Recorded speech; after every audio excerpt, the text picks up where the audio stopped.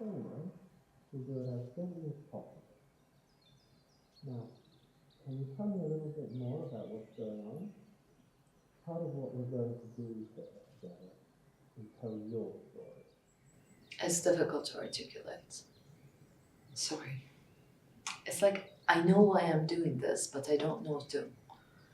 It's not as simple as not being in love anymore. I understand.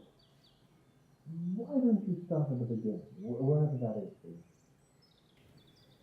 Well, I was engaged to Ben, living in LA. And I felt like, yes, I want to make movies and marry Ben. Jesus, I was only 19 or 20, and I've never felt older in my whole life. If I was being honest with myself, some part of me felt that, or that-ish. But you tell yourself, no one is perfect. No relationship is perfect. Boy, this tea is delicious. Isn't it? It's Manuka honey.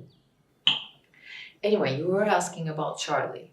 So yes, I was happy with Ben, but aware of the deadness. And then I went to New York to meet a director for a space movie, but one where they take space seriously. Sex trafficking in space. It was political, or they wanted us to think that it was. It actually was just fulfilling the same need certain fucked up porn does. While I was there, the producer invited me to a play.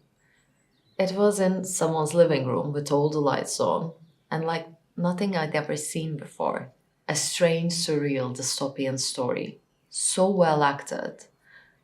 And one of the actors was this big, shaggy bear who played all his lines looking directly at me, which I knew couldn't really be the case, but it felt that way. And of course, later, I learned that it was. The cookies are good too. I'll give you some to take home. Afterwards, I was introduced to the cast. And this pair turned out to also be the director. He started talking to me, and I talked back. And the that part wasn't that. It was just in a comma. We spent the whole night and the next day together, and then I never left. I moved into his life. But if I was honest, all the problems were there in the beginning too.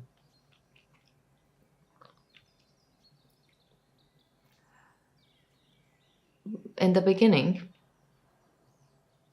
I went along with it in his life because it felt so damn good to feel myself alive.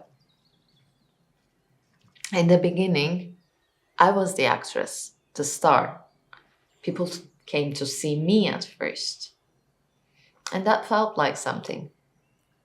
But the farther away I got from that and the more the theater company got acclaim, I had less and less weight. I became who? Oh, you remember that actress who was in that thing that time. And he was the draw, which would have been fine, but I got smaller. I realized I never ever really come alive for myself. I was just feeding his aliveness. He was so smart and creative, it didn't matter. I would tell him things at home in private, which would work their way into public conversation, into his work. And for a while, that felt like enough. I was just so flattered that someone like him would find an idea of mine worth using or a comment of mine worth repeating. Then I got pregnant. And I thought, having a baby will be ours, really ours, but also it would really be mine. And he was so excited. And it was nice for a while. But kids, they belong to themselves.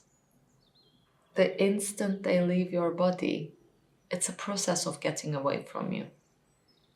And I didn't belong to myself. It was stupid stuff. Big stuff. Like all the furniture in our apartment was his taste. I didn't even know what my taste was anymore because I'd never been asked to use it. I didn't even pick our apartment. I just moved into his. I would make noises about wanting to move back to LA, which would come to nothing. We would come here on holidays because he liked my family. But whenever I suggested we do a year or something, he would put me off. It would be so strange if he had turned to me and asked, "And what do you want to do today?" I watched that long documentary about George Harrison. And I thought, just own it. Own it like George Harrison's wife. Being a wife and mother is enough. And then I remembered I couldn't even remember her name. And then this pilot came along. It was shot in LA and paid so well. I felt like a lifeline thrown to me. Here's a bit of earth, that's yours.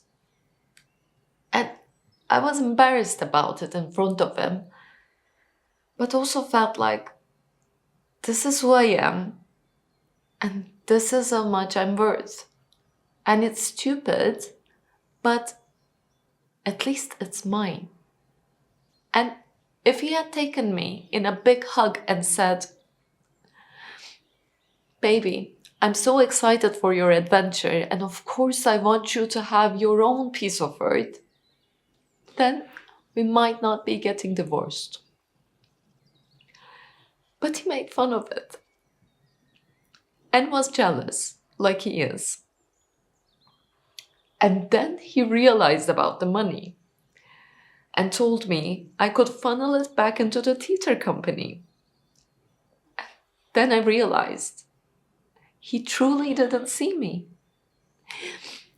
He didn't see me as something separate from him. And I asked him to tell my phone number. He didn't know it, so I left.